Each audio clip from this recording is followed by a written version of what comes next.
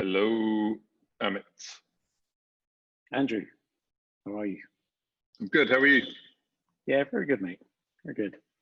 Another change of scenery. Yep. I just get bored, so decided to come from the Rove today. So I'm actually down the Rove downtown in Dubai. Okay, cool. But yeah, in one of their breakout rooms. So Nice. they're very kindly given me this space today. I was just checking if Paul Bridges joined the show today, so we could hammer him about sponsorship again. Yeah, it's getting a bit tiring. I mean, we keep mentioning them every single show, but yeah. So, but I mean, I've got a pretty good view actually. So if I get distracted, you need to tell me, because basically there is a swimming pool over here. Amazing. So if you see my eyes kind of keep darting over that way, I'm just making sure that people are right in the pool. Just kind of a bit of light saving, that's all it is. Yeah. How are you? How's your week been? Bit of public safety. Yeah, very good, very good. Super busy, but yeah, very good actually. Yourself? Good. Yeah, that's one of the reasons I'm out and about, because people are starting to kind of meet in person again. So, to get back to the office or kind of dive in here, this was the window. So decided to crack on with that. But welcome to everyone else as well. Hope you've had a good week. Thank you for joining us. We can see some people pulling in. We've got some regulars now that kind of tune in every week. Super happy and pleased about that. And obviously we know this goes out across not only YouTube, our website, but we now host this as a podcast. So, we're getting kind of different views across different platforms now, which is quite exciting.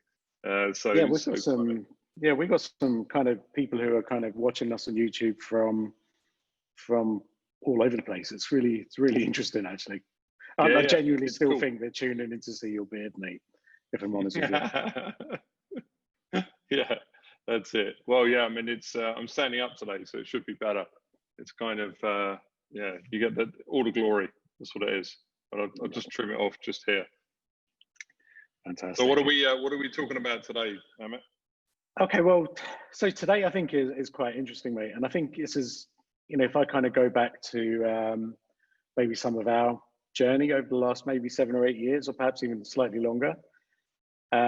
Actually, maybe we can talk about when we first met, Andrew, because again, it was talking about salespeople, right? We used to have this. We used to like kind of meet up quarterly just to moan about basically our sales teams. And I think you're in a different company at that time, and obviously I was at Nexa. But essentially, that's how we started talking, right? Because we were both, I guess, in the marketing world at that point. And this kind of quarterly moaning session that we used to kind of, well, man, that was exactly it, right? That's where we used to come together. And that's how we bonded. We bonded over a collective misunderstanding of kind of sales professionals, as it were, or commercial people. So I think that was it. Yeah, that was actually that was. I mean, going back, that was the obviously, what works, right? Do you kind of have an internal sales team? Do you have an external sales team? Are they talking to marketing? How are they operating? Yeah, we used to have a good, and tell you how old school it was. It was in Moore Cafe in Cahood, which is now a hospital, I believe. So it doesn't even exist anymore. Wow. Okay. No, but I mean, I think I think kind of tells a story, right? Because almost 10 years on now, or more actually. It's probably about 12 years on with sales and marketing is still that topic of sort of heated discussion, I guess, right? Yeah. But I guess if we look at it from a kind of digital sense, I know on a show we've previously kind of spoken about the 0 moment of truth. Yeah. But I think that's a study, and it's a study which is about 10 years old now, which was originated by Google and Forrester. And that 0 moment of truth study, really kind of, I guess, defines that challenge of a predicament that kind of companies face when it comes to sales and marketing, right? Because essentially what that study shows is that, or what it showed back, 10 years ago, is that your average consumer at that time would be 70% of the way through that purchasing cycle, right? Yeah. Before they make themselves visible to a salesperson. So that's whether they kind of walk into a showroom, pick up the phone, That's right. Fill out a form online. Yeah. And I guess what we were talking about is kind of what happens in that kind of 70% phase prior to that, or the pre 70% phase, when these guys are pretty much invisible, right? Yeah. You know, and I guess what we were talking about back then is that, look, people are empowered. They go online, they do their own research. But I guess the challenge is, and I think, you know, first and foremost, the fact that we're still talking about zero moment of truth 10 years on, 10 years I think down the line, just shows how valid it was. And I think in the kind of COVID era, it's even more valid, right? Because I'm pretty sure now with digital sales, you know, perhaps people are even 90% of the way through that journey before they want to speak to a salesperson. Yeah, definitely. I mean, if there was still some kind of old school people, if we take the car, you know, analogy, that would go and visit the car showroom blind, just, hey, what have you got? Those people couldn't do that in the last few months. So they're forced to go and watch YouTube videos. They're kind of forced to go and understand. And also, I mean, we've seen a few of the organizations in the automotive industry now. It's purely online, no touch. You know, you kind of do the virtual look around, virtual walk around of the showroom, and then buy the car ultimately without even stepping foot in the showroom. Yeah, and so, you know, so things are obviously, you know, changing. And I think what's also, you know, for one challenge I think we always faced with this was actually the consumer doesn't really care, right? Does the consumer care, you know, whether it's marketing or whether it's a sales touch point? I mean, you know, they're looking to buy a product or a service, and essentially what they want is just to speak to the best possible or most qualified person, or kind of engage in that most kind of streamlined process that allows them to do what they want to do.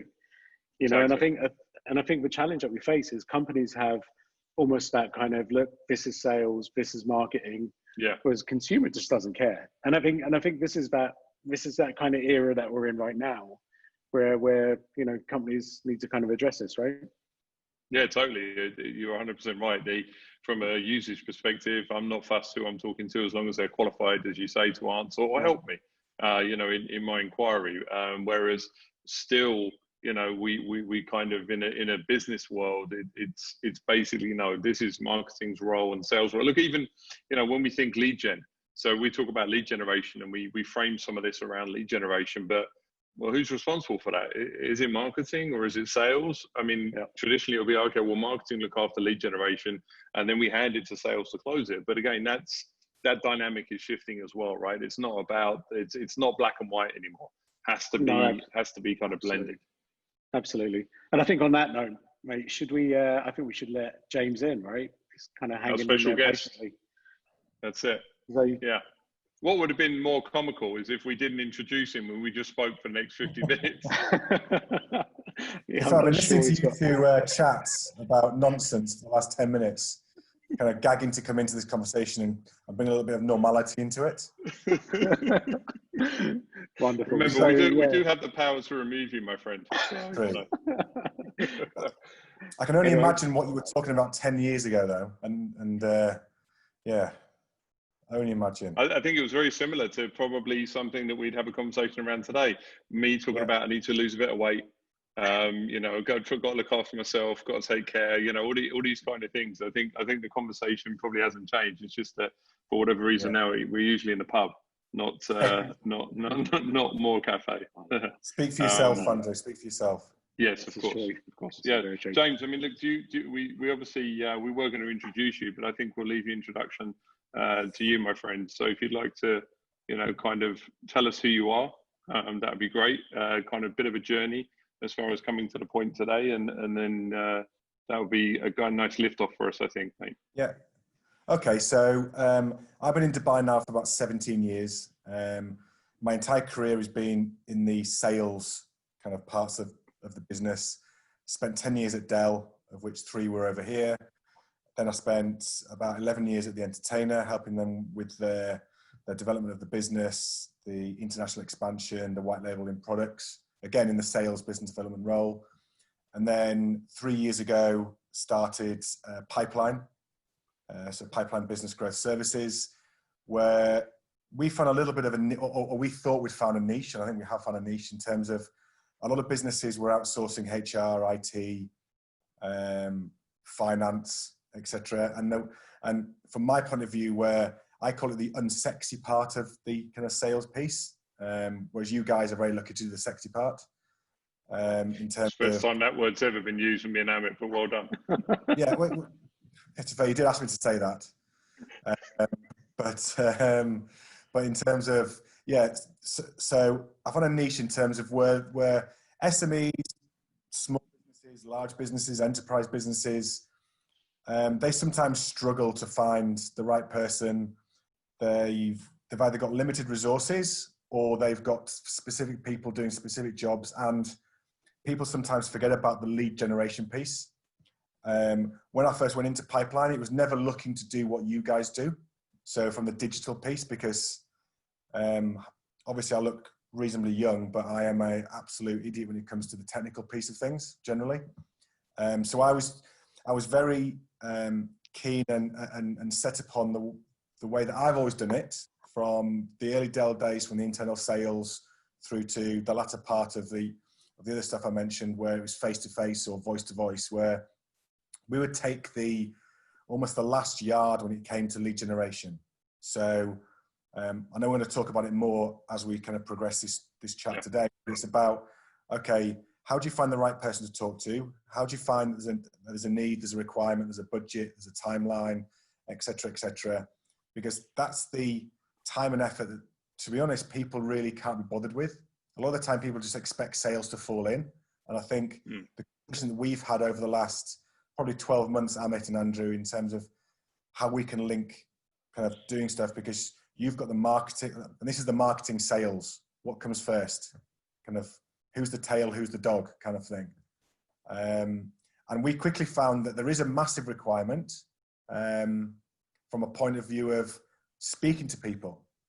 And when you say speaking to people, because in this day and age of the digital age, you get inundated with adverts on Facebook, Instagram, blah, blah, blah. You get emails through, and it's sometimes tough to actually clear the mist in terms of what's important, what's not important. Although you may remember some stuff. So if you get a phone call and go, hi, I'm calling from X, something will trigger in the mind that you may have got an email, you may have got a trigger on social, on LinkedIn, etc. So what we're trying to do is bridge that gap between the digital age and the non-digital age. Cool. And so from a pipeline perspective, what are those kind of core services, James? So I think just for a bit more context for people watching.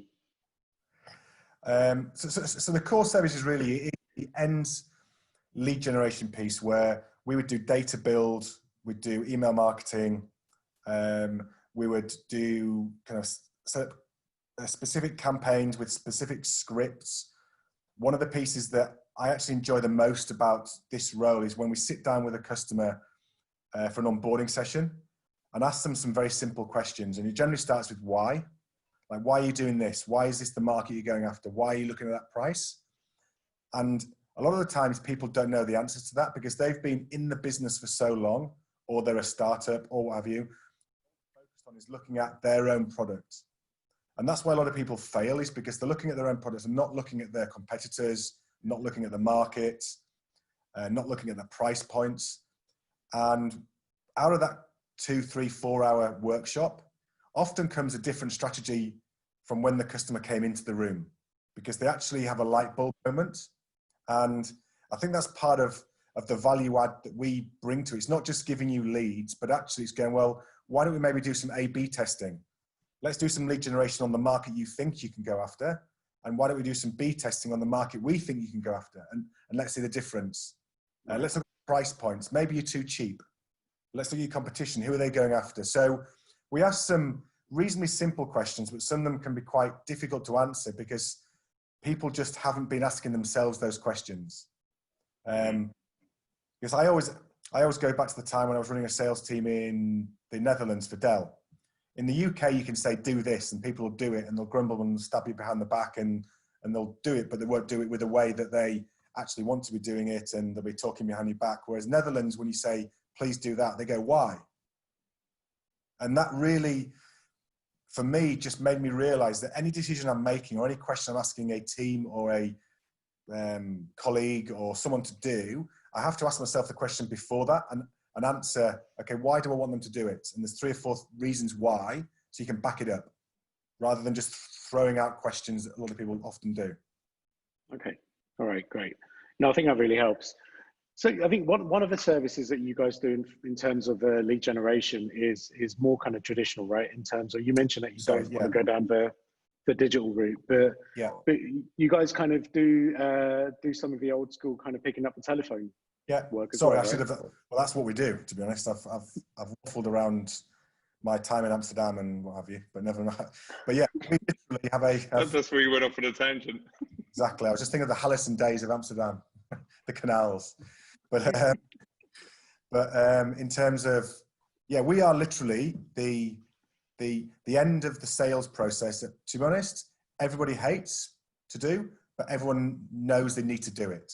And whether that is themselves or somebody else like us. So we pick up the phone and call people. We go through gatekeepers. We speak to the right people. So this is the high touch piece where we have to get the pitch correct. We have to get the elevator pitch correct. We have to make sure we've got answers to any objections. We have to ask people the right questions. So that's all part of what we do on the onboarding piece, where it's the end that nobody likes, but there's a bit of a science behind it. It's what I've done for 15, 20 years now, 20 years, in terms of there's a bit of science behind it.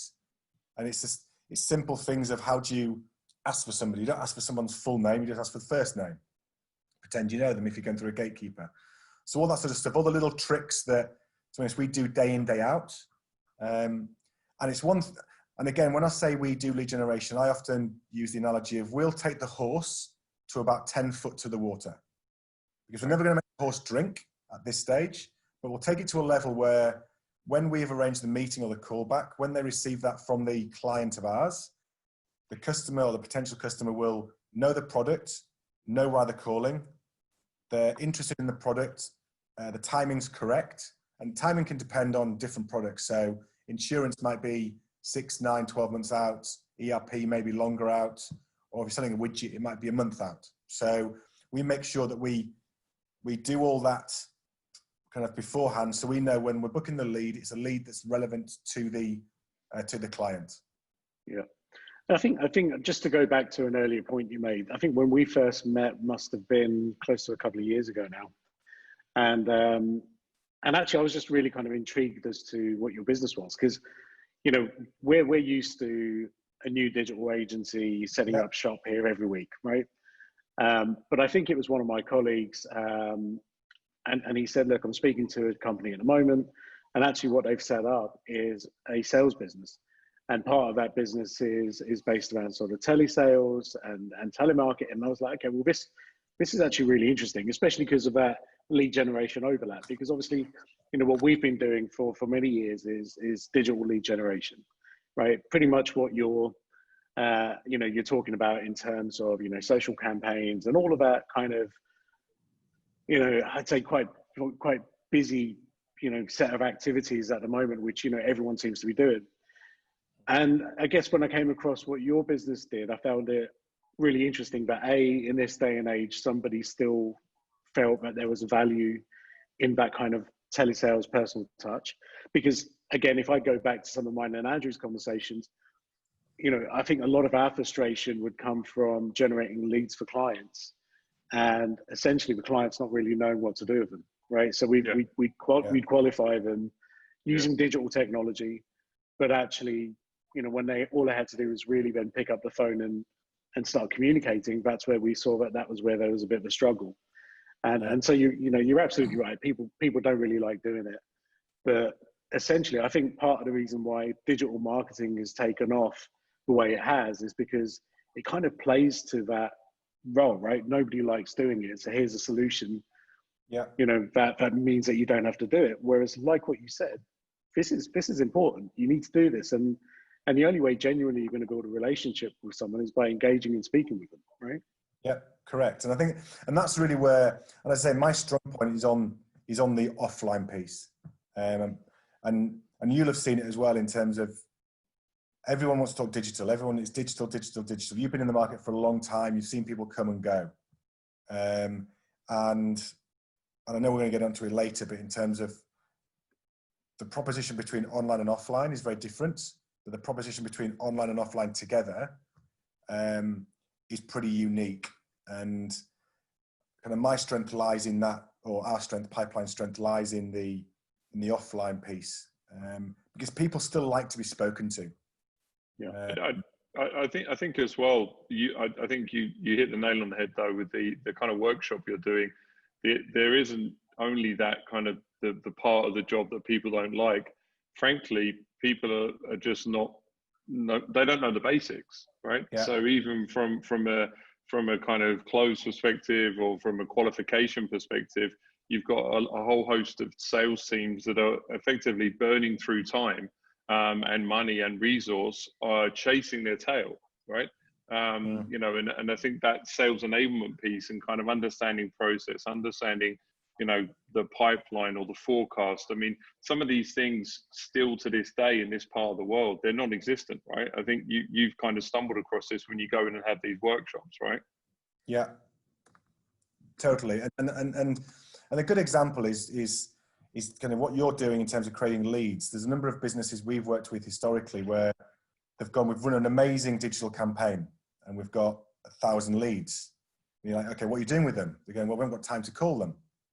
So the reality is that they've spent, and digital's more expensive than the stuff I do, but in terms of, you go, okay, you've spent $10,000, $20,000, $30,000 getting people interested, and someone spent time putting the name and details in or what have you. And if you don't call them back within a couple of days, you've lost them and it's wasted money. And that's to say where we come in when it comes, because end of the day, you may, okay, whether it's a digital campaign and you put your details in, you want to be spoken to because you may be interested. You want to be, because you can't go through the whole sales pipeline through forms. Yeah, it works to a level and it pulls people down that pipeline and through the funnel. But I think I still believe there is a requirement for what we're doing just from the personal side of things. Yeah, and I think that goes to the point of there's two different types of leads, right? And I guess, you know, when we're looking at that kind of digital marketing world, you know, the leads that we typically produce from campaigns, whether that's social media, whether that's Google, these are really kind of marketing qualified leads, right? These are the kinds of leads, you know, where essentially someone's shown some level of intent, they've maybe downloaded some content, they want some more information, but essentially that's still not qualified. And there's, you know, and I think the way that we obviously define things, and we've spoken about this on this show as well, is, you know, there is a big difference between sort of marketing qualified leads and sales qualified leads. Yeah. But Andrew, I mean, tell me if I'm wrong, and then James as well, but I mean, the amount of times when we go into organizations to have these kinds of conversations, people actually don't know the difference between the two, right? Yeah. They kind of class leads as the same. They're like, leads are leads. Leads right? are leads. Yeah. And you know, we actually spend quite a lot of time sort of educating people in terms of the difference, because there's a vast absolute difference between the two. Yeah, you're 100% right. I mean, I think the kind of terminology is just leads or inquiries, right? So that kind of, then they get bundled into the same thing. And as we know, you know, only 5% of, you know, those inquiries at any one time are going to probably want something right now. And the challenge is, again, from a marketing sales handoff, most salespeople want to sell right now, right? Unless you said, obviously, you've got a long sales cycle or whatever, but people want to deal with something right now. So then you've got a conflict between the kind of business ownership or brand ownership and sales individuals who basically will focus their energies and effort on, you know, possibly someone that's going to close tomorrow versus something that might be bigger down the line as well. So, you know, all leads are not treated equally or not created equally. However, they are treated equally. So they're treated exactly the same. And I think that's one of those first conversations that we have, you know, with prospects and clients. That is, look, you know, just because we run a campaign just because somebody has seen an ad, interacted with that ad, gone to a landing page, filled out a form, and asked to be called. Even when you call them, they might say, "I didn't ask to be called." Right? So, you know, you've got some challenges to get thrown through. So I think it's just an education piece. We should, just before we jump in, James, I should say, we've had a couple of people raise their hands and stuff. If you've got questions, write a question, guys. We've got a few questions that have come in already, and we'll answer them when we kind of go through the process. Or you can jump on the chat, and we all see that, guys. So we probably didn't say that. Another person's raised their hand. Cool, good stuff. I like it. But you can also chat and kind of go on the Q&A as well. So yeah, I mean, what do you think, James? You know, this kind of qualification process and the kind of MQLs and SQLs. Yeah. Well, I think that's really that's been the biggest struggle for us, because to be honest, you can get MQLs, and this isn't from you, but MQLs haven't been really done that well, very, very, very, very, very, very cheaply from anywhere. And yeah, that's what the market's used to. You go, well, I can get 600 leads. They don't even say MQLs. I can get 600 leads for $500. And it's like, well, go on then. Go for your life. And go for it, yeah. It will waste your time most of the time. I'm not saying every time, but most of the time, where kind of I'm saying the fact that we're providing leads. And it's really only since speaking to you guys, it is actually marketing qualified leads versus sales qualified. Like the amount of effort and time to get a sales qualified lead, if there's no MQLs coming into the pipeline to help that, is quite substantial. You could pull a campaign on Facebook now and have 100 leads in about 20 minutes. If you extend the audience to a large enough audience, a geography to a large enough geography. And I know a couple of towns in Asia where there's 25,000 people looking to inquire about your product. But to be honest, and that's the reality is that unless you choose a company who knows what they're doing, and this really kind of, again, probably fits more with you guys than me at the moment in terms of there's 900,000 digital agencies saying they can do leads. But the reality is, are they quality leads versus kind of quantitative leads? And some people have the kind of the rugs pulled over their eyes and all that kind of stuff by going, well, I can get these leads for that price. And that puts us on the back foot because we're trying to compete against a non-level playing field kind of scenario. Yeah. And talking about I'm actually hiring people, I'm actually getting people to talk, I'm actually doing this. That's why mine's a bit more expensive and da-da-da. Well, some people get it, some people don't get it. And that's what we're trying to do is re-educate people going, you would rather have 2 incredible leads that's been properly qualified, you know exactly who you're talking to, there's absolute opportunity, than 1,000 leads of somebody who, to be honest, you've got no idea whether they're buying or not buying. And then you haven't got the capabilities of dealing with 1,000 anyway. Correct. And you'll miss that one as well. And in the 1,000, there may be one amazing one, but there's so many you get lost in and go, do you know what? I can't be bothered. And you've lost it. Yeah. And I think that's a really kind of, big issue when I think companies are kind of almost focusing just on that digital only approach because they want a volume of leads. And I think a lot of this still comes down to, you know, people looking at wrong metrics. We had a whole show on wrong metrics last week. But essentially, you know, if you're in charge of marketing, you know, perhaps what they're being asked is how many leads have been generated this week through marketing efforts, right? And, you know, and if they say, right, it's 100, they're going to get a pat on the back. But if they say it's 2, perhaps not. Yeah. You know, and I think this is part of that challenge because, again, back to your point, James, you know, those 2 leads might be, you know, 100% qualified and both of them may end up becoming a customer. Whereas you may waste your time with, you know, with that 100 and not get anywhere. Yeah. And I think there's kind of a lot of re-education that almost needs to be kind of done. And I think that goes from kind of decision makers, leaders, and perhaps even all the way through to kind of marketing people and salespeople. Because again, in our world, you know, we kind of speak to a lot of sales directors who don't really want to speak to us because they want marketing to deal with what we do. But for us, we want to know if leads that are being generated through sort of digital channels are qualified or not. And more often than not, we just get you know, some are good, some are bad. You know, some people aren't picking up the phone. But again, from our perspective, that's their job, right? We've done our bit. You've got to, you know, you've got to, and again, we've sat in huge meetings where the sales director's been like, well, we've got a policy of we'll try once or twice, and if they don't pick up, that means they're not interested.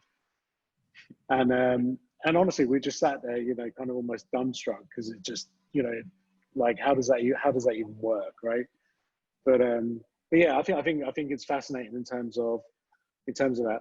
But James, you know, I think go on, Andrew.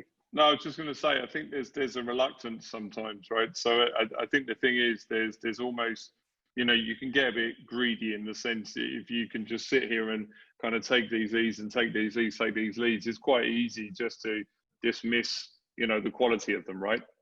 Because as you said, they may not, going back to some of the other challenges that the organizations have, they may not have a sales process in place. You know, it's laughable the amount of organizations that have a CRM here. You know, that everyone's CRM is an Excel sheet or Post-it note stuck all over their desk.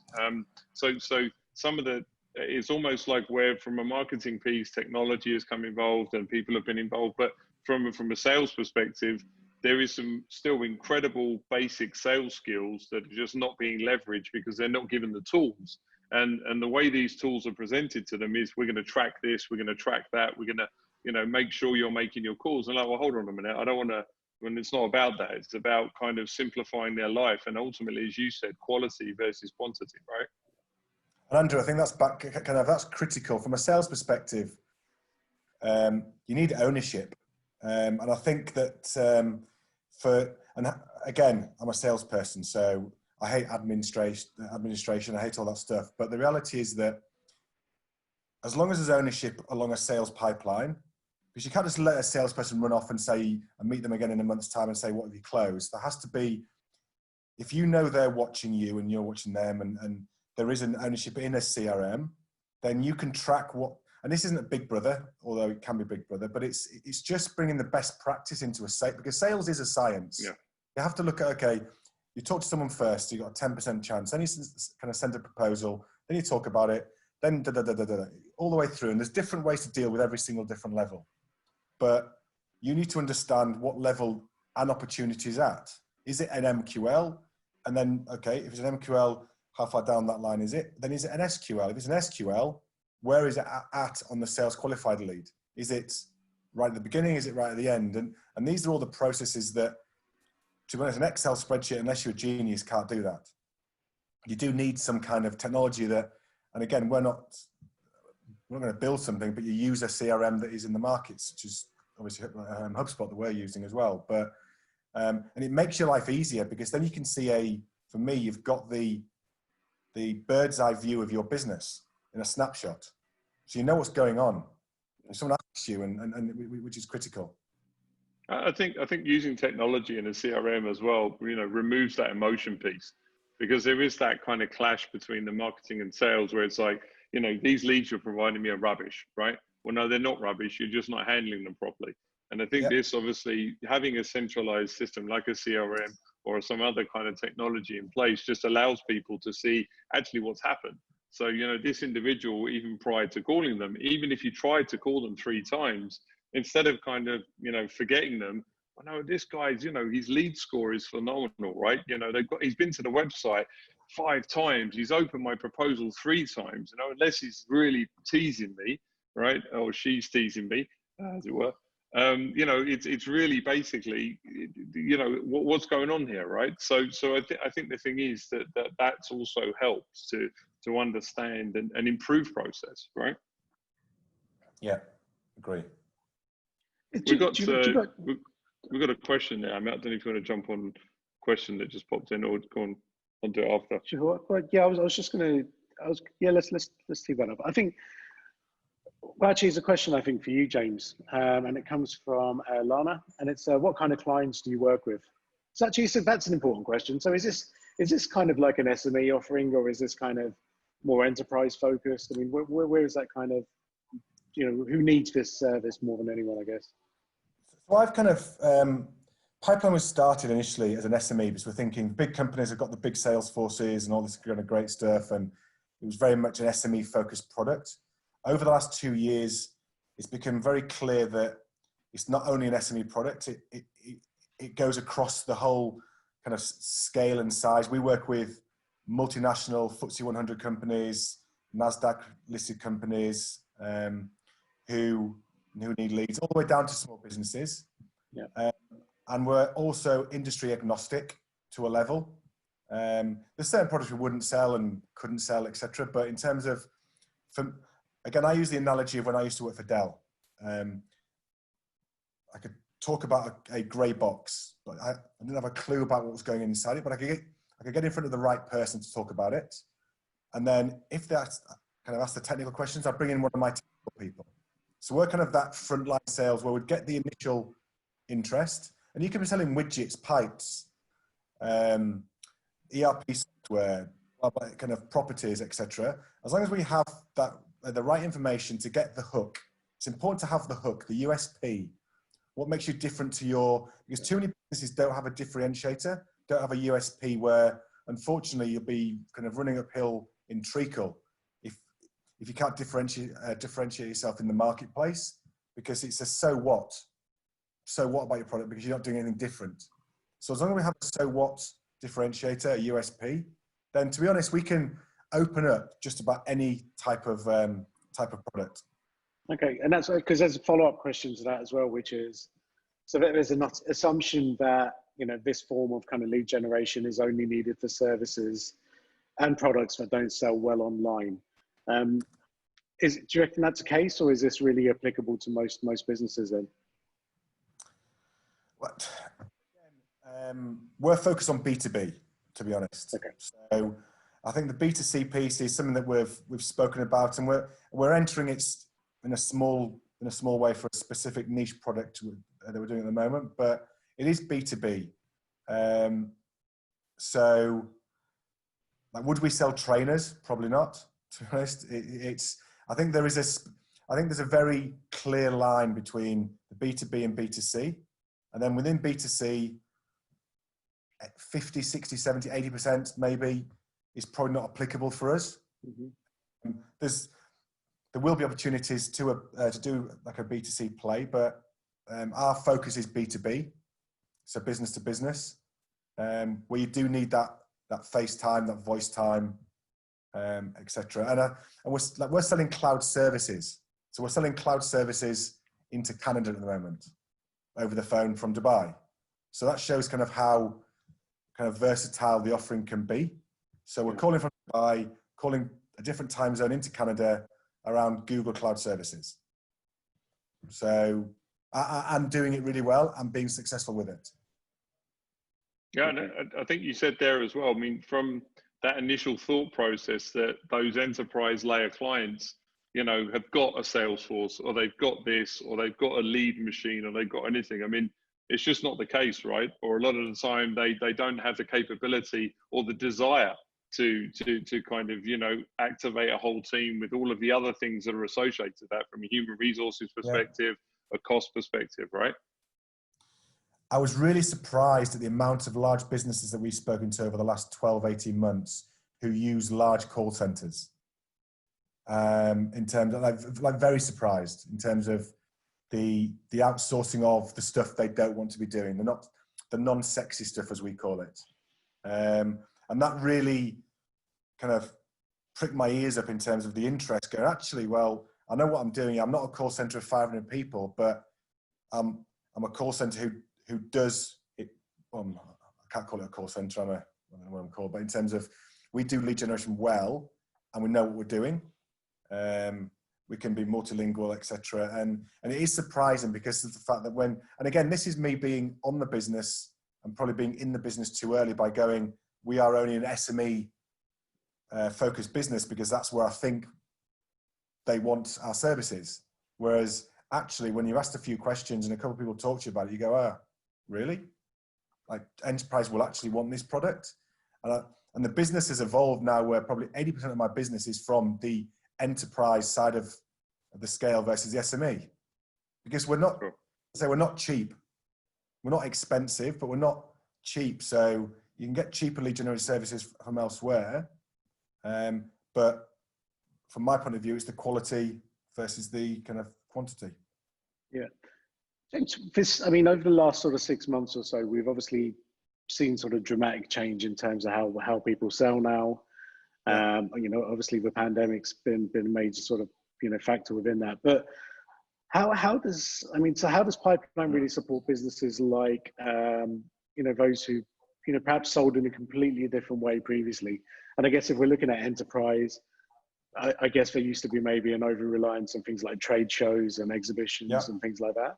I mean, how does that sort of impact you? What about those companies who are perhaps, I don't know, they perhaps got a shortfall of leads right now? Is this something where pipeline can come in and fill that gap or plug that gap? It is. I think, kind of from my point of view, that's really your biggest opportunity from a Nexa. Because, okay, how do you, because people are spending millions or hundreds of thousands, if not millions, on building big stands in the trade center or in wherever, and that was the normal 9 months ago. So what is the new normal now? You can do a virtual conference or a virtual get-together with New York, London, Dubai, Sydney, blah, blah, blah, have a far more productive session, week, whatever. Because I know ATM was done digitally this year for the first time. I think GITEX will be a mixture of both, but a lot of people spend a lot of money on travel, on building stuff, and actually not talk to the right people. The focus here is we can create through digital and offline, we can create virtual stuff. And I don't like using stuff, but virtual things that will act as a better route to market potentially. Because certainly what I found, like 9 months ago, we're all traveling to Bahrain for a meeting and you'd be up for 2 days. And that was the normal. The new normal now is we'll do 5 Zoom calls in a day with Bahrain, Qatar, Saudi, Oman, and somewhere else. You're far more productive and you're not chasing your tail. And I think that, okay, trade shows aren't going to go away, but I think that in terms of what we can do, bringing people together, talking to the right person, it's far more cost effective and you get to the right person at the right time. Certainly in the last 5 or 6 months, we've spoken to more people far easier because people are open to that conversation, with a telephone conversation or a face-to-face Zoom conversation or Teams conversation now than they ever were, because especially in this region, you had to do everything face-to-face. Yeah. And it's kind of the same everywhere because, oh yeah, I can't see you this week because I'm traveling to Singapore for a work conference. You look at the likes of Facebook and all these guys, they're not having more than 50 people in a room now until the end of 2021. So the world has changed. And I think it's changed for the better purely because it's a more efficient way of doing business. We all love a jolly. We all love going, but in terms of the efficiency of the business, in terms of how we can bring it together digitally and non-digitally, makes more sense. Yeah, I think there's a change in skill set as well. I mean, I think there's some sales professionals that, you know, are reliant on that relationship sale for so long, where it is go and have a coffee, you know, sit down, have a chat, versus, you know, very focused kind of conversation, as you said. I mean, the ability, I think you hit the nail on the head with two. One is the availability. So people just are more available now because they are not traveling, they're not bouncing, they're not on a plane. You know, we see a lot of regional travel and global travel here being, you know, a hub in Dubai where we're broadcasting from today. So you've got that. And then also you've got, you know, the skill set as well is tough. Like, I'll be honest, when you know, this first kicked in, this was uncomfortable for me as well. Right, trying to kind of pitch to someone or to sell to someone in this environment, it's learning new skills, right? To kind of see, you know, especially a bugbear of mine is camera, not being able to kind of see someone if they're, you know, what the small, you know, kind of, are they smiling? Are they leaning forward? Are they interested? Are they sharing? You know, all of these things that over the years of face-to-face sales that we've relied on, that was taken away, right? Kind of overnight. And seeing and also seeing your own face in the camera as well is not the greatest. You mean just me personally, or that's just, yeah? Okay, thanks, mate. Yeah, perfect. Yeah, thanks. You can hide behind the beard now, though. You can kind of pull it round and. I can tie it up now. It's got to that point, or I can just wear it as a mask. It's fine. It's the first Viking to come out of. It's the first Viking to come out of COVID. I think he was the first to enter COVID as well, in all fairness. Yeah, true. I think just on that kind of, you know, that kind of digital sales piece, Andrew. You know, and I guess you know, from both sides of it now, once leads are qualified, I guess that whole digital sales process is now very different again, right? So, you know, again, you know, people used to, I mean, we still used to print off proposals in response to RFPs and all that kind of nonsense, right?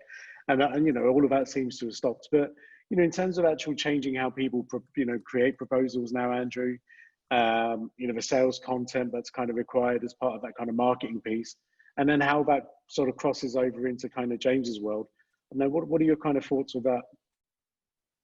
Yeah, I think it's because, you know, there is that lack of potential face-to-face, or there is a change in the way that we're kind of operating. The communication from a sales perspective is just is far more. It needs to be far more kind of dynamic, I'd say. So the thing is that obviously we're now all spending our times on these screens. People want to kind of have more information available to them. So previously, you know, even ourselves would be sending just a simple proposal, perhaps a pricing document or commercials. But now there's a lot more content in there, right? You know, we use things like Panda Docs and things to create proposals where you can embed videos, you can embed images, you can embed pricing tables. And also from a sales tool perspective, it allows you to track, again, what's happening with that document. So instead of kind of, you know, fingers crossed, I've sent an email, who knows if I've opened an email, who knows if that proposal is being looked at. You know, these tools now allow us to see the interest level, right? We can see if someone's going back to open a proposal. We can see if someone's got your email. You can track everything now. So not only the way that we're presenting those commercials or those proposals, you know, I'd say more visually appealing as opposed to a large Word document. You know, there's a lot more infographics in there. There's a lot more visual imagery to explain the process, because you perhaps not have had 2 or 3 face-to-face meetings to get to that point of pricing. But it's also just that tracking as well. And what that tracking does, is it does allow us to understand what people are looking at. You know, so instead of kind of producing these huge proposals, as you said, that perhaps were being printed off before, you know, shared, you know, you got a 60-page document that no one ever read, but it just looked pretty good on the desk, versus a 1-pager. Now we can kind of determine what people are doing, right?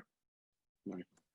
No, I think that makes sense. And I guess from your perspective, you know, James, you guys are obviously, you know, using different kind of digital touch points as well, you know, and, you know, how does that kind of look in kind of your world? You know, what kind of content should companies really be using really to kind of facilitate that last mile lead generation process?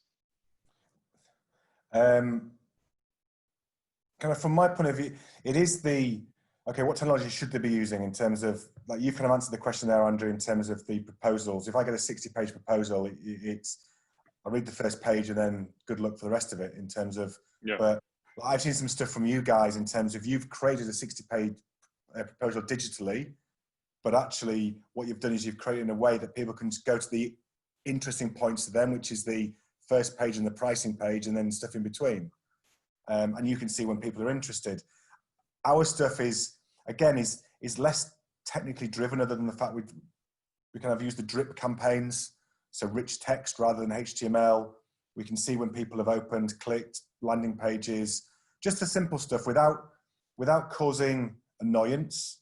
Because we all get spammed, and I remember the good old days when Groupon launched. You were getting 45 emails a day from Groupon, and I just wouldn't buy purposely because they annoyed the shit out of me. Excuse the language. Just because they were literally, and then the other ones came along, and it's just like, seriously, you're getting, my email box is full after an hour's meeting just of discount places, and that just becomes, and you have to be careful on that. That's again more B2C or financial services, because everybody's got. And going back to the telesales piece, everyone has an issue with, hi James, this is so-and-so calling from financial. How are you? It's like, great, good. I've been in Dubai a long time. Yep, you've called me 17 times over the last 5 years. Oh, really? I didn't realize that. And you get pissed off, or a local bank or an international local bank kind of sends you stuff in Arabic. It's like, I've been your customer for 10 years and you're still sending me stuff in Arabic. You have to be relevant and you have to be timely. Otherwise, we lead such busy lives now that if it isn't relevant and it isn't timely, then you'll just switch off. Yeah, that makes total. No, it makes total sense. Sorry, mate, I switched off. I couldn't see your eyes closed for your beard. So I guess, look, if we kind of look at this from a kind of market and sales perspective, I think what would be kind of really useful for everyone at the moment is really kind of understand that full journey, right? So if we kind of say that, you know, what James and Pipeline do is that kind of, you know, that last piece of that sales process, you know, taking the horse sort of 10 meters to the water. Andrew, do you want to kind of go through that first, almost like that ideal scenario where essentially we're combining, you know, our world from that kind of digital marketing perspective and James's world, and what does that kind of really look like, you know, from a kind of linear perspective, from kind of start to finish? Yeah, look, I think there's you know, the ideal or dream scenario is possible now, right? So I think first and foremost, you know, previously we would talk about this, you know, kind of mythical funnel, and it looks nice, and this is kind of what happens. But I think the thing is now that, you know, and we'll talk about it in a bit, but we're practically doing that now for, you know, actively doing that, sorry, for clients. So from that kind of initial, you know, audience targeting, the individuals that we want to have a conversation with, it's reaching out to them through kind of digital means, identifying them, driving them back into an initial point of contact, which is usually kind of a website or a landing page. Once those individuals start to fill out that information, they then kind of get dropped into this workflow or nurturing environment. Now, the beauty of that is that at any point, if they want to jump out and straight down to the bottom of the funnel to have a conversation with the guys at Pipeline and James and obviously his team, they can, or they can continue to be nurtured along this process. So essentially, you know, what happens is that these individuals have a kind of smooth journey, but control their journey down the funnel, right? So they're not interrupted, as James said. They're not distracted. They get spoken to when they want to be spoken to. So you know, where we're working collectively together at the moment, these individuals are being pulled down this funnel, and as soon as they want to have a conversation, or as soon as we believe that they look to be ripe for a conversation, and that again is back to tracking, it's back to lead scoring. If someone's going back to a website, downloading another brochure, or looking at a video, or engaged more, and we feel like there's an opportunity and they want to reach out and have a conversation, that kind of falls all the way down to ultimately the point where there is that personal touch. Back to James's piece, when you know, there's a real conversation that happens, and collectively using all of that data. So it isn't a blind call. It isn't like you know, hello mate, like the financial services thing. You know, it's very much in front of, you know, James's team. He's got an entire kind of history of that individual, so he can customize the conversation as well. And then ultimately, you know, qualifying that, and then that is what kind of gets handed over to a client, right? So you know, at that point. So let's go into your piece more. So if a lead essentially gets qualified and handed over to your team, James, what's that kind of process typically look like? In terms of a handover from, say, you guys to us? Yeah, exactly. So marketing qualified lead, and that needs to be converted. Well, this, to be honest, is, as I say, is the perfect kind of sales funnel, bringing together the digital, non-digital. Like your issues have been, you've been delivering lots of MQLs to customers who might not be happy because they're going, they're rubbish. It's like, well, I'm delivering what you've asked for. I'm struggling to get the quality of information into Pipeline to generate leads. So in terms of when we're getting leads in from say you guys, the phone call is already a warm, semi-warm one, because somebody has made an effort to put some kind of information or clicked on something, so they understand it. So, hi, I'm calling from so-and-so. They'll go, you clicked on this website then, or you've put some information asking for some more information. And then that opens up the whole thing. And I think that one of the differences between this solution and it might not sound much, but the amount of leads that get lost or just go into a bin when, say, we call and go, are you interested in this product? No, not yet, maybe in a year or 6 months. whether we say we're going to do it or not, historically we've kind of parked it and gone, and we'll call them in 6 months. Will the client be with us in 6 months? Who knows? Or will we remember? Whatever. But the beauty of this is we can just start the cycle again. We can pass that lead back to you, and then they start nurturing again. And it's a way that's in a nice way, non-obtrusive, so that you just don't miss out on opportunities, because times are tough enough without missing out on opportunities. And if we can build I kind of call it the ecosystem, the sales ecosystem, the sales pipeline ecosystem, where you're getting the best of both worlds, digital, non-digital, and it goes from digital to non-digital, back to digital, over to non-digital, stays in digital a bit longer, but they're in the ecosystem all the time. And we know when they're going to buy, we know when they're interested to buy, we know what's happened. And I think with the proposition that we've got, it is very unique, because you drop leads because the MQLs aren't good enough. We drop leads, or they drop leads because of kind of other reasons. But together, collectively, it's a pretty powerful statement to say we can find someone who has never heard of your product, put them through a process where they know your product, understand it, want to learn a bit more about it, are told about it, asked if they want a meeting or a call. The meeting and call takes place, and that's 90% done is from our sales ecosystem. Right. And then it's going to come down to sort of price negotiation. But again, that's things like that, essentially. And that's not you. No, exactly. Because that's the 10 feet from the water scenario. Yeah. Again, that's part of the kind of conversations that kind of myself and Andrew can have with businesses, in terms of, okay, we've passed you 15 leads this month, of which it came from 600 MQLs. We've given you 15 qualified leads, but you've closed none. Why is that? Because the leads are rubbish. And we'll always get because the leads are rubbish.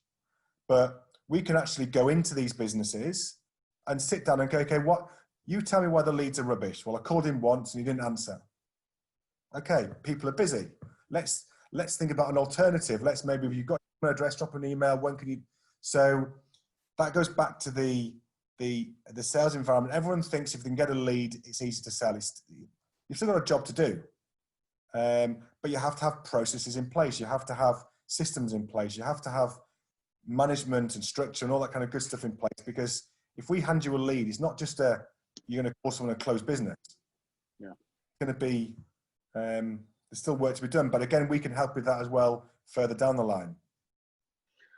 I completely agree with you, and I think it's such an important kind of process. I think when you get that kind of marketing and sales alignment, I think, like how both of you just sort of described this, you're basically eliminating a lot of I guess, opportunities to potentially lose a good prospect, right? Yeah. And I think that's such a key part. And like you said, times are tough enough already without sort of making it even worse on yourselves. But I genuinely feel, and again, this was one of the reasons why we were so keen on sort of partnering with Pipeline. And I just feel as if, and I mentioned this in the kind of email intros and things like that for the build up to this show, but I genuinely do feel as if almost we've gone a bit too far down the line with digital, and we've lost that personal touch and that kind of important physical personal touch point, which used to happen. But again, that over reliance on digital for me is challenging, and it's difficult for me to kind of say that as someone who's probably been leading that movement, right, especially on a local level. But the reality is, I still love being spoken to by a good salesperson. Yeah. But the problem is, most of those interactions are happening over really kind of poorly crafted emails, and like what you said, you never want to work with them on the back of that.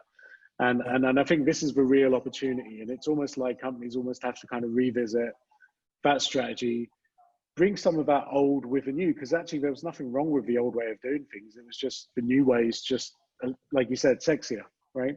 But we've kind of almost lost track of the things that actually really used to work. Billion-dollar businesses have been built on the back of, essentially the offline sales processes. And I think it's really key that if we can start to kind of marry that digital marketing and the offline piece, I think for companies, it's really the way forward. And there's a really good chance that most of their competitors aren't going to be doing this. I mean, so, I think final words, guys. I think, just any kind of tips for anyone who's out there in terms of perhaps what they should be focusing on. Any kind of words of wisdom other than about Andrew's relevance. beard? I think from my point, it's and I know we've done a couple of shows together, myself and Andrew on the stuff. You can waste a huge amount of money by thinking that doing digital advertising works, unless you've got some. So you think, great, I'll set up a Facebook page and spend money. LinkedIn's expensive. If it's not done correctly with people who know what they're doing, you will waste money. And same with, kind of goes with the offline piece as well. And you have to look at your products from afar, from a top, and understand it first, because you need to understand your market, you need to understand your competitors, you need to know your price points, etc., SWOT analysis. Because if you don't know that, then you've got no hope. Well, not no hope, that's probably quite harsh, but in terms of there isn't much chance of you selling your product because you just don't know what you're competing against. And solve a problem. Yeah. Solve a problem, because too many people try to sell something when there isn't a problem. Try and find a problem for your product to fix it. No. Makes complete sense.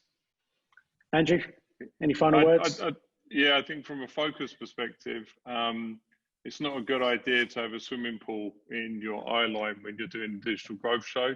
That's from the focus perspective.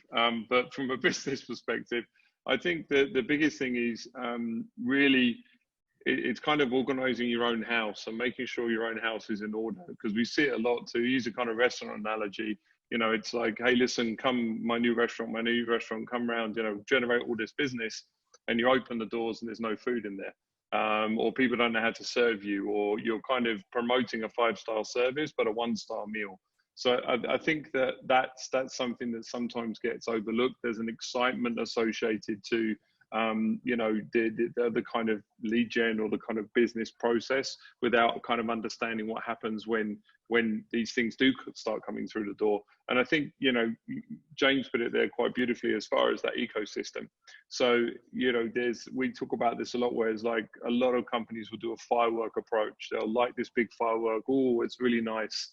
And then sit back and then it's done, right? But we prefer that fire where you're kind of stoking the fire, you're keeping it burning, you're kind of pulling out, those decent amount of inquiries over a period of time, and you're not wasting anything at that point, and again, back to the sexy point, it may not be as exciting, but from a business perspective, it's far more beneficial. Yeah. And obviously, no, I totally agree. Last words? No, look, I'm totally with you guys. I think the key is really again, if I go back to maybe that original point, is customers don't really care whether it's a marketing or sales touch point, right? They just need they just want what they need. And I guess it's up to companies to really kind of figure out, where their strengths are, maybe look at partners who can maybe plug in the gaps where they perhaps don't have those strengths, and really kind of focus on what they're good at. And I think for me, that's really kind of important, and that's a key. I mean, everyone, if we get that piece right and forget about the kind of sales and marketing divide and all of those elements, I think we've got a much more sort of compelling picture here from a customer's perspective, at least. But James, I think, look, thank you very much for your time today and for joining us. I think it's been really, really useful. Andrew, where can everyone find us? And James, actually, where can everyone find you, first and foremost? At home. No. You don't want people rocking up at your home, do you? No, true. Well, I've got 5 kids here at the moment, so please feel free to come in and take them off my hands. But no, our website is pipelinebdsolutions.com. I'm sure that's going to be all on the stuff.